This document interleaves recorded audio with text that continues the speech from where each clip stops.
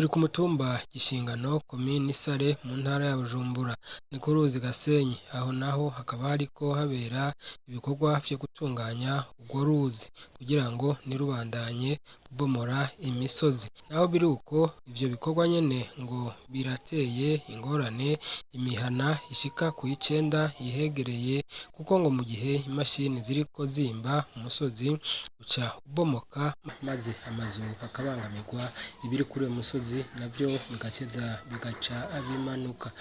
Ndi umwe mu bene gihugu ashikiwe n'ikibazo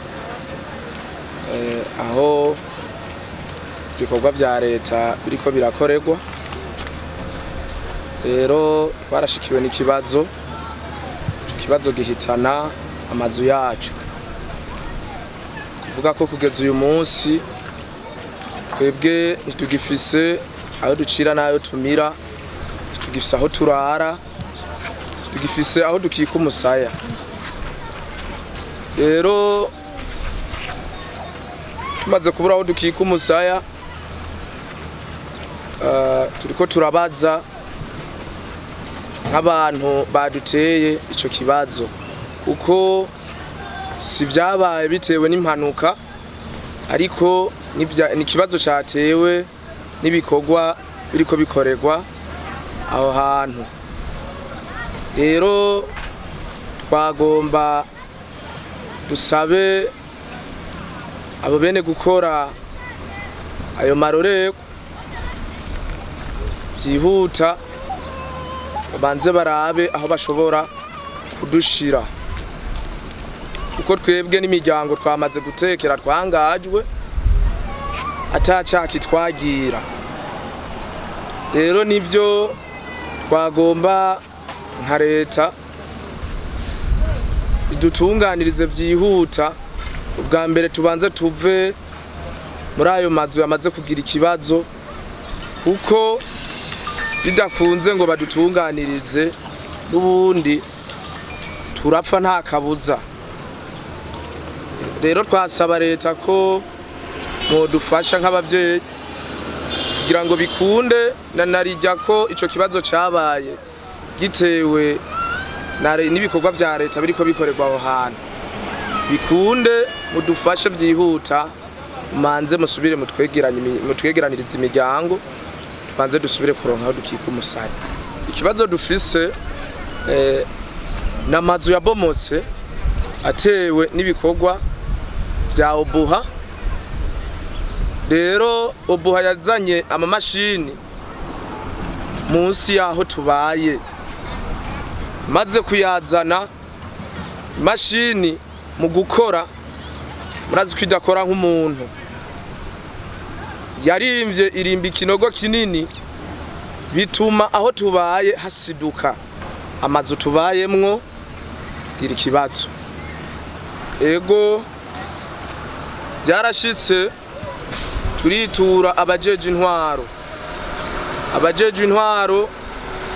nkuko bigenda bikurikirana barabiduza kugeza yaho bishikira mu stanteri aho hantu yarahashitse, yarahabonye, yararavye ivyaho, ariko acara twemera ati ngomba nzana umushikiranganje araba ivyo bintu.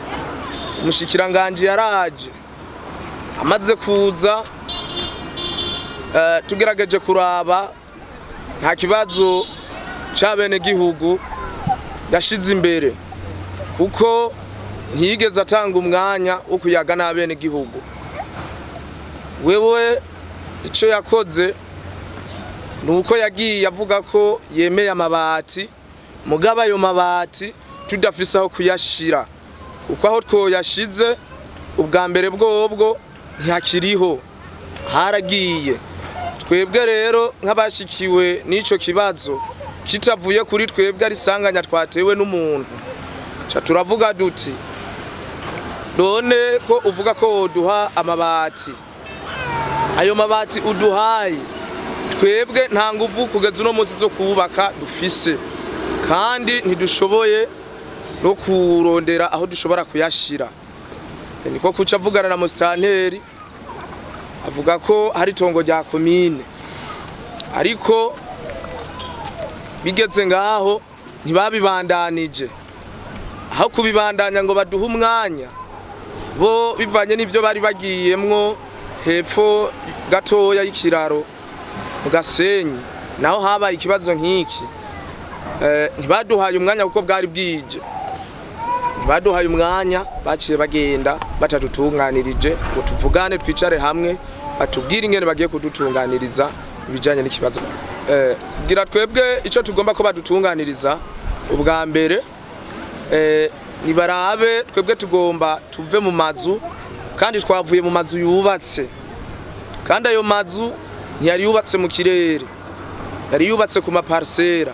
Ayo maparsera nayo yaragize ibidutunze, ivyo bintu bidutunze rero navyo ubu kugeza uyu munsi vyaramaze kugenda. Ico twasaba rero nuko ubwa mbere bwobwo bobanza bakaraba ahantu bashobora kudushira bakatwubakira nkuko natwe twari twarubatse. Bahejeje kutwubakira bakaca bagaruka vyihuta bakaduharurira ivyacu biriko birononekara. Hanyuma turazi ko ari imwe muri site yafashwe na presidence, nimba bija muri kopi bikabikwa, mugabo twe natwe ivyacu biri ku mpapuro, cyane naho bishobotse leta nirabe itwendaminize badukuremwo, baduhe umuzibukiro, baze baduharurire, baduhe umuzibukiro tuvemwo. Ngorane mwumva yuko zadufashe twebwe no kuvuga imashini leta imaze kurungika abanyagihugu intuzeye obuhangize gukora ngaha munsi yaho tuba. Intuzeye imashini yaraje irimba munsi, imaze kwimba munsi hantu hose haciye hagenda haranyigimba. No kuvuga sabo gusa begereye ngaho n'abandi bari nyuma yabo nabo nyene bariko barafatwa, kuko imvovo yari va ruguru nayo yaciye imenera ruguru yaho bari baciye ibarabara. Ubu naho abari nyuma bariko barafatwa kubera bivuye kuri iyo ntuze, kuri iyo mvovo iri kiramanukana aho hantu, kandi manukana intuze umuvuduko mwinshi, nabegereye aho hantu hariko harabomoka. Imiryango muri uno mwanya yashikiwe cyane ifise ikibazo cihuta ni imiryango 9, mugabo n'abandi bari nyuma, kuko naho nyene hariko haragenda hafatwa habomoka, kuko hamaze kuva mwabo n'abandi hazoguma hakurikira. Twebwe umushikiranganje kuvyo yaje atubwira harimwo ivyadushimishije n'ibitadushimishije, kuko iyo bidushimisha yari kuza agatunganiriza bene gihugu akababwira ati jewe ikibazo cyanyu ndagishize mu minwe yanje, hanyuma aho neretse abanyagihugu bategerezwa kuja ni ngaha. Ariko ntiyigeze twereka, kuko nta mwanya yigeze duha uko tuyaga nawe. Muri uwo mwanya yarabivuze avugana na musitanteri, amaze kuvugana na musitanteri avuga yuko azobatwara aha haruguru ngo mu kibanza ca komine. Mugabe ico kibanza ca komine natwe tukaba tuzi yuko presidence yagifashe, kandi naco kiriko kirarondegwa. Turavuga ati none ubundi ho yumva yo badutunganirije gute, kandi abanyagihugu naho bariko barahabaka, kandi tubizi ko araha leta.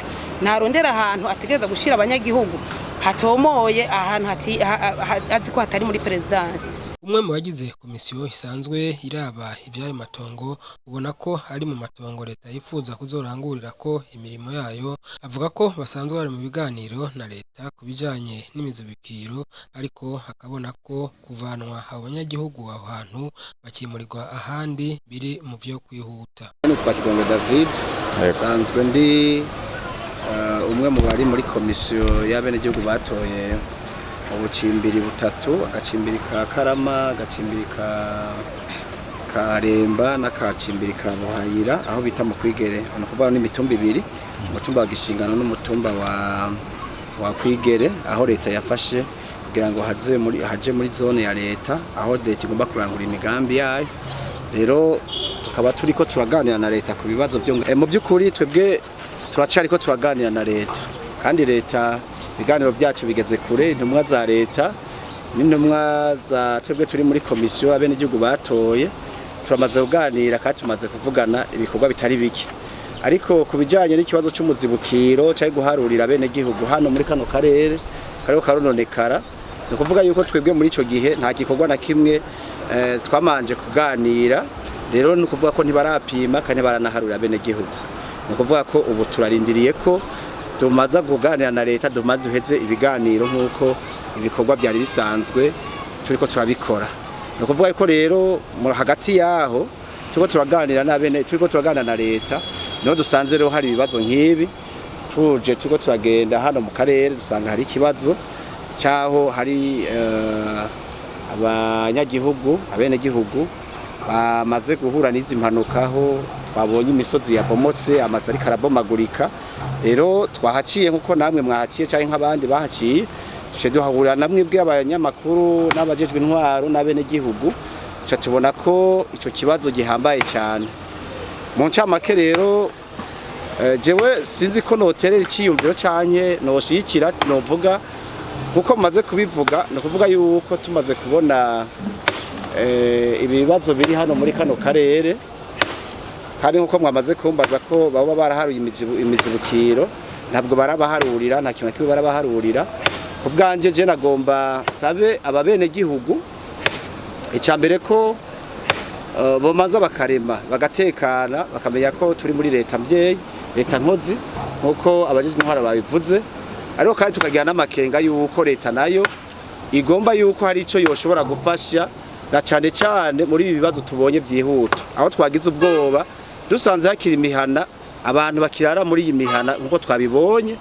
Byukuri aha abantu barara mu mihana hari migaga, hepfo hari migaga, haruguru hari migaga. Abene gihugu no kuvuga yuko umwanya wari wose dushobora kuvyuka dusanga imanga zabafuriye. Nibaza ko rero muri leta mvye leta nkozi nkuko abajeje intwaro babivuze, twagomba dusabe byukuri leta igifate mu maboko. Mu byo bavuze bijanye n'ibyo twumvise, hari ibintu byinshi nkuko bamaze kubitubwira twe muri komisiyo. Hariho abantu kugeza uyu munsi badafiseho n'amazu, mugabo ibintu byabo vyononekaye. Kugeza uyu munsi ibyo bintu byabo nabo nyene ntibiraharugwa. Rero nibaza yuko leta yoraba abo bantu ibintu byabo vyononekaye bakabibaharurira. Ikindi kigira kabiri, nayo mazu nayo nyene bayarabe ko boyabaharura n'ibintu byabo biri muri ivyo narijya tubona ko bitera bigenda uruzi ruguma rubitwara. Rero nibaza yuko leta yoraba bakabibaharurira, hanyuma igihe twaganiriye na leta tukumvikana bagazoca babizana kugira ngo nabo bace baronka umuzibukiro uhwanye n'ibintu byabo biri. Nawe umwe mu barongozi b'umutumba Gishingano Juvenal Ndenza ko ati ikibazo naramaze kugishikana imbere, ati kandi bariko baracumva. Twayikoze byihuta twakimenyesha nyakubahwa Musitanteri, urumva ko nta n'imisi yaheze atashashika ngaha nyene kugira arabe abo bene gihugu ako kangaratete barimo. Bigenze uko yacyagikora nawe nyene agenda kurenda mushikiranganje urumva ko yashitse ngaha. Hamara abo bene gihugu bamaze kutubwira, tumaze kubabaza ico bagona, batubwiye ko icambere cihuta mu byo basaba hoba kubanza kubimura bakarabirwa ikibanza boba barakicemo umusaya. Igikurikira naco bavuze ati bamaze kuronka bakika umusaya boca babandanya bagikurikirana mu nyuma. Ndetse twarabajije imiryango yatewe n'ico kibazo, ati imiryango ingahe. Icyo twakoze twaciye duturanika imbere turabandika, tuje dusanga n'imiryango 9. Ingo 9, izo ngo 9 urumva rero izo ningo gusa, mugabo urumva abantu abo baba muri izo ngo nabo bararenga. Rero ico basaba rero abene gihugu basaba kubanza kuyimurwa bakaraba ahantu babanza gukika umusaya, hanyuma ikindi gisigaye naco bagakikurikiranira bari ahantu baremye. Ico twasaba rero nk'abajeje intwaro tuko turasaba leta ko dufasha igafasha n'abene gihugu kugira ngo byihute ntiduzo habe dusanga turiko turamama byaramaze kurengerana.